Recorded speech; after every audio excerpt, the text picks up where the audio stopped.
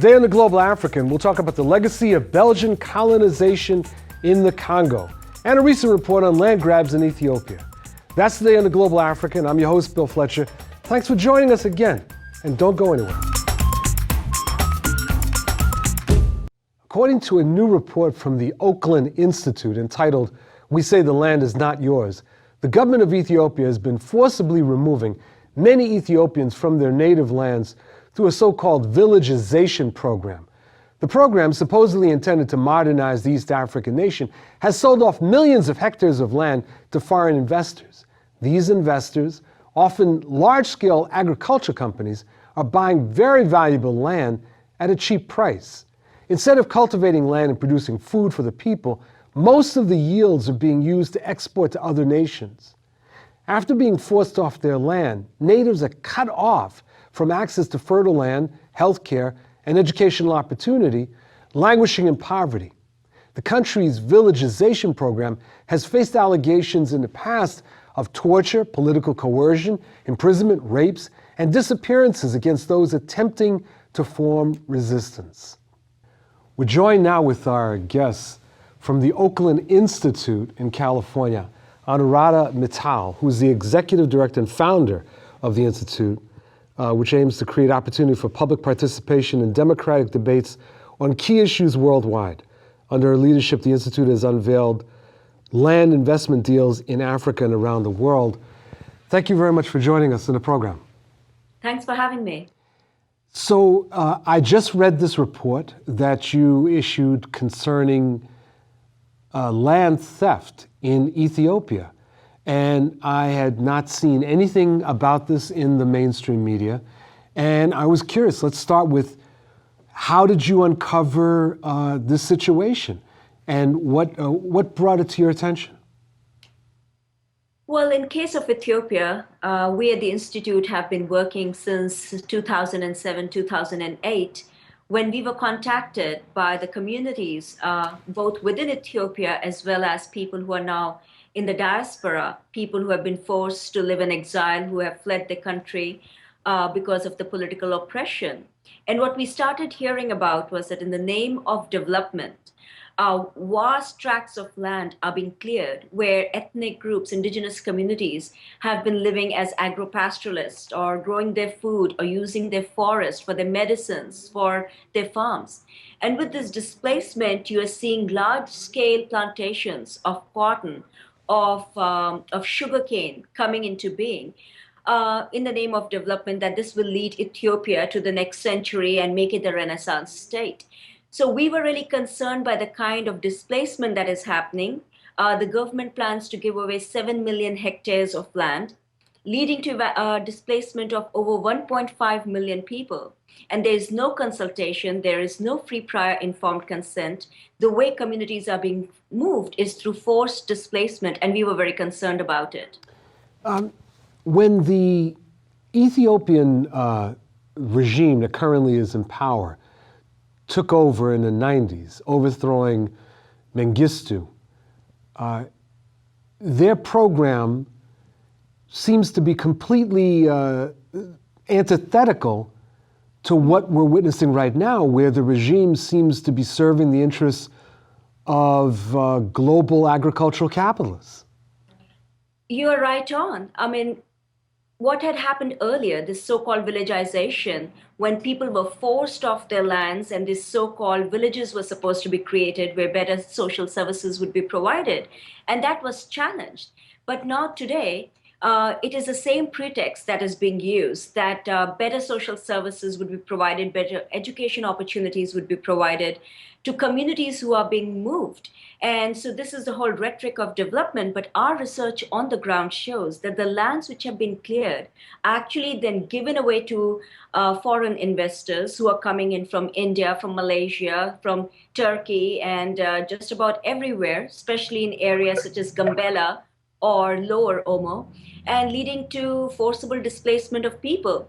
The other shocking thing, Bill, that I think it's important to remember is that this kind of development, which leads to eviction of people against their choice from their homes and lands, is happening thanks to donor countries. It is happening because it has the blessings of financial institutions such as the World Bank. I'd like you to explain that a little bit more. What's the interest of the World Bank in all of this? Well, first of all, there's this belief that large scale plantations, large scale agriculture will lead to development and the benefits of which will somehow trickle down to those at the bottom. We have seen that trickle down does not really ever happen. Secondly, you have these loans that are being provided. When you look at Ethiopia, over 60% of its budget comes from outside. Some of the key donors are United States, United Kingdom, the World Bank. And also we have another relationship. In the United States, Ethiopia is our closest ally in Africa. It is our ally in the war on terrorism. So we tend to turn a blind eye to the repression that is happening on the ground. Is there an ethnic side to what's going on? That is, are there certain ethnic groups in Ethiopia that are disproportionately affected by this, or is this pretty much across the board? Well, this is happening across the board, and it's happening to the ones who are in minority. So, for instance, in Lower Omo, you have the Bodis, the Suris, the Mursis, the Nyongatams, the Hammers who are being impacted. In case of Gambela, Anuaks are predominantly targeted. So it is a country which is ruled by a minority, the Highlanders or the Tigrayans, and that control is being maintained through political and economic repression by displacing people from their lands, which makes their livelihoods even more difficult. And secondly, it helps to control the country politically and stay in power. There's two questions here. One is, what is happening to the populations that are being displaced? In similar situations around the world, there's a tendency for people to move into the urban centers. Is that what's happening here, or are people leaving the country? And the second question is about resistance. What kind of resistance is building? Sure. Well, both are great questions. I think Ethiopia is a little bit unique because given the kind of political oppression you have, given there is no political space to be able to speak out, as you hear from the testimonies presented in the report, which we basically felt we had to do because our field work, when we have put out in reports, has been challenged by the Ethiopian government. And this time we could say it is not some Western NGO challenging the Ethiopian government. These are the voices of people within Ethiopia. So it is a very, very dire situation. In terms of resistance, again, when we look at around the world, given we work around the world, we see resistance on the ground. But it is pretty appalling in Ethiopia, again, because of the lack of civil society, lack of freedom of media, and the fact that you can be arrested, the fact that the Ethiopian security forces are not just arresting people within Ethiopia, but taking away people from Kenya and South Sudan who might have challenged government's policies. We are finding very little resistance on the ground.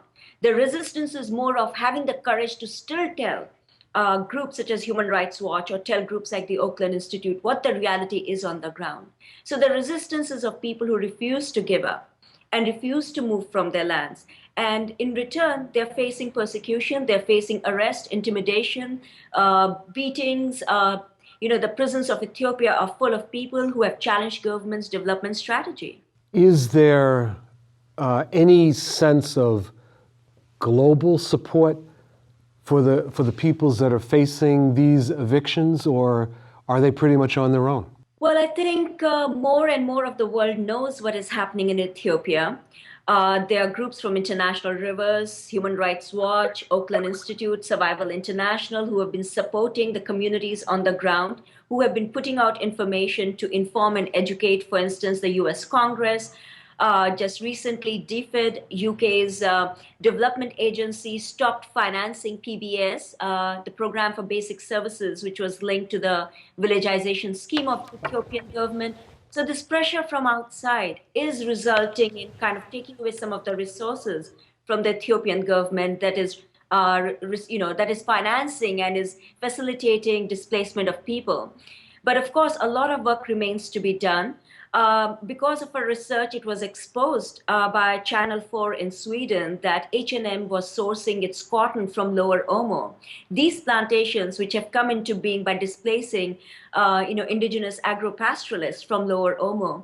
And because of the pressure H&M had to announce that they would not source cotton from Lower Omo. So I think it is very important to keep spreading the word, to keep educating, and to keep exposing that development strategy, which is based on denial of human rights, and not just denial, but abuse of human rights, cannot be a development strategy for any nation. Ms. Mittal, thank you very, very much. Thank you. Pleasure to speak with you. Absolutely. I look forward to it in the future. Same here. Take care. Bye-bye. Bye-bye now. And thank you for joining us for this segment of The Global African. I'm your host, Bill Fletcher, and we'll be back in a moment, so don't go anywhere. One of the greatest holocausts of the 19th century, indeed of all time, was the murder of more than 10 million Congolese, when the Congo, then known as the Congo Free State, was the personal property of King Leopold of Belgium. More than 10 million Congolese murdered in order to enrich this monarch of Europe. The legacy of that Holocaust lives with us today. And as detailed in an excellent piece by Dr. Lawrence Brown, the impact of that Holocaust and the colonization of what is now the Democratic Republic of the Congo resulted in conditions that were fertile for the development of what came to be known as HIV and AIDS.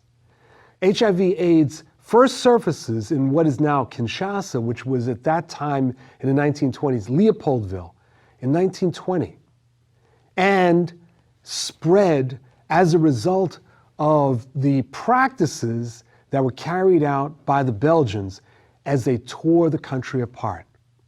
The Ghost of King Leopold Still Haunts Us is the title of an essay written by our next guest, Dr. Lawrence Brown from Morgan State University, an assistant professor in the Department of Health Policy and Management. Dr. Brown, thank you for joining us again. Absolutely. Good pleasure to be here. Great.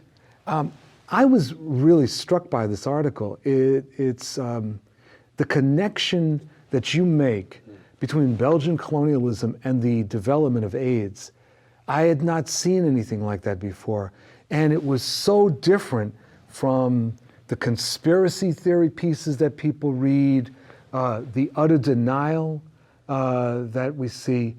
What inspired you to write it? Absolutely. I, really had been doing a lot of thinking and studying around colonization and how that impacted health of populations and how enslavement, how these historical traumas impact the health of populations. So when I ran across this article that basically found the authors conducting a genetic analysis of the virus itself and tracking it down through this sort of forensic process to Kinshasa in the 1920s, I was really fascinated because I had been looking at the Democratic Republic of Congo and its history. And so when I ran across the article and I began to read it, I noticed the word Belgium really didn't come up in the article at all. And I was familiar with Adam Hochschild, King Leopold's ghost, yes, and the story of how King Leopold and his force publique, this military regiment, had brought such terror and devastation to the Congolese populations, killing up to 10 million of the Congolese people, that I was really fascinated by the sheer absence of the mention of Belgian colonization. So that got my mind to thinking, and I decided I needed to write something to sort of help people understand how the social determinants of health would have impacted the development and the ignition of HIV. And you're describing the Congo Holocaust. Essentially, yes. I mean, more people were killed in what was then the Congo Free State, right? Right. It started out as the Congo Free State. Because it was a personal property of King Leopold. Absolutely. King Leopold II of Belgium. He owned it for about 26 years. That's right. More people were killed there than the Nazis killed in their Holocaust. Absolutely. It was terrible. Now, one of the things that I was struck by then is that there are those that have tried to dismiss the issue of HIV and AIDS as being related to a virus by simply saying that it's because of poverty. Right. President Mbeki, the former president of South Africa, was one who was very much in that direction. But you're making a very different argument. Absolutely. You know, the World Health Organization defines social determinants of health as the conditions in which we live, play, work, and pray. And so the social determinants of health help contribute to a disease's spread, how it evolves, how it is able to infect and spread among human populations. And so what happened in the Belgian Congo in the 1920s is that this article says it started in 1920s in Kinshasa. So it gives us a starting point. So we know, for instance, that the CIA starts in 1947. So the CIA didn't create this virus. Right. We know that certain things we can basically say we can rule out some of the conspiracies based on this analysis.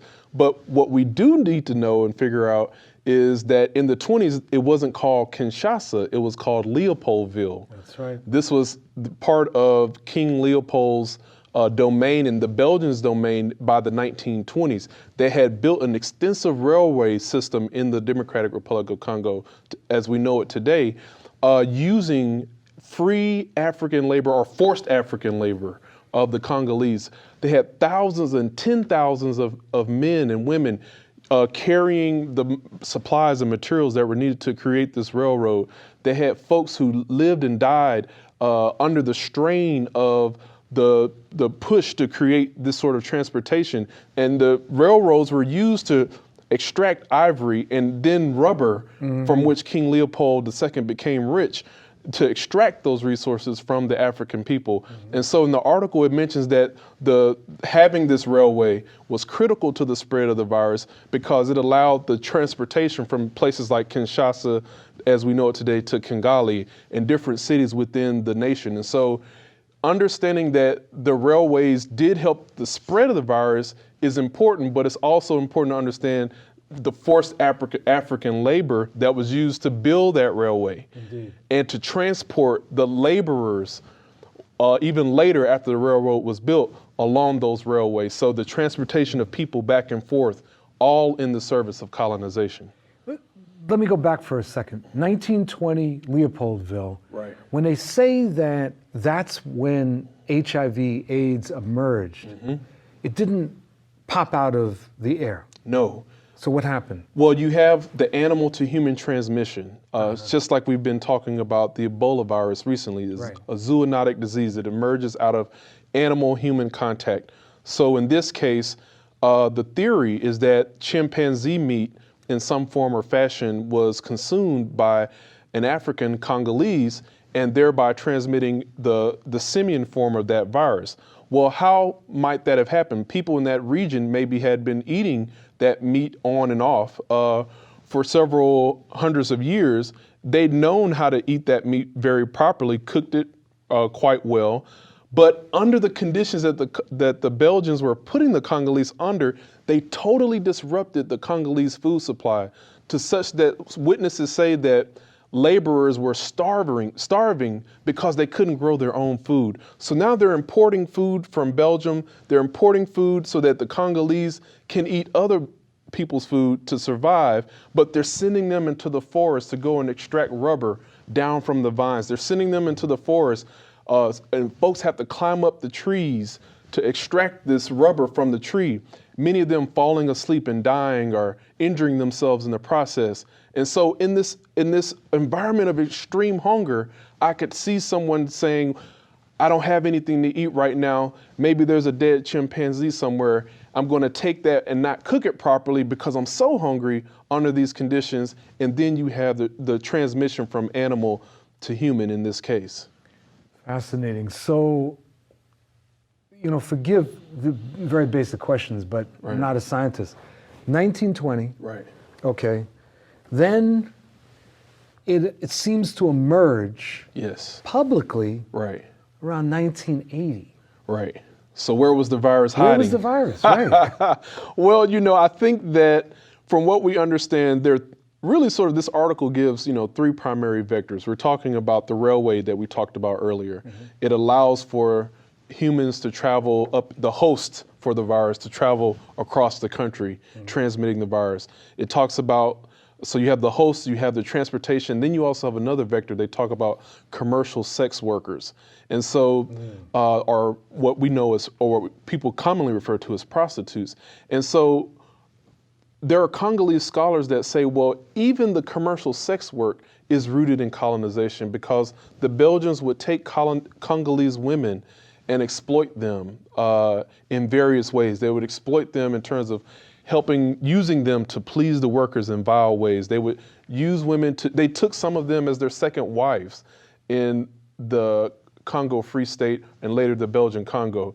So they perverted the very being and the spirit of the Congolese women, and in such created a sort of commercial sex work industry that allowed the virus to sort of proliferate originally. Now, in terms of spreading beyond the borders, the analysis basically says that by the 60s or 70s, there were Haitian workers that were working in the Belgian Congo. And by the 60s, of course, the Congo becomes Zaire under Mobutu. And so the Haitian workers working there, professionals, they go back to Haiti having contracted the virus, and then maybe a few Haitians go to New York or go to the United States, and the virus sort of emerges there in the 1980s. But it had been sort of percolating all along. I think you see in the medical literature, there were people dying that they can sort of trace back and say this was probably the disease. In the 60s and 70s, they were starting to see something's going on, and it's not right. But what did the Belgians see between 1920 and 1960 when the Congo became independent? Is there any evidence that they even noticed that there was a problem? I don't think they knew, that there was a specific problem with this particular disease. Now, they did have public health campaigns to help stop like sleeping disease and other diseases infectious diseases that were there at the time. Mm-hmm. Now, the important thing to know is that they were reusing syringes to sort of inoculate people against certain diseases that they knew about at the time.